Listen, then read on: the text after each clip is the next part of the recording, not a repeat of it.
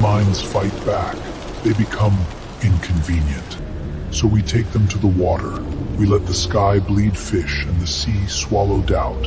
And when they wake up, if they wake up, they belong to us completely.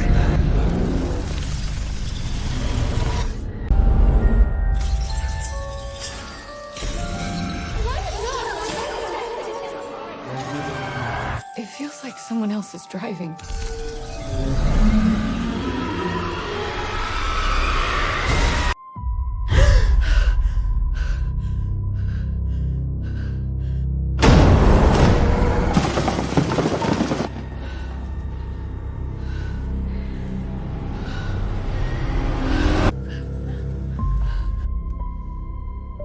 Sarah?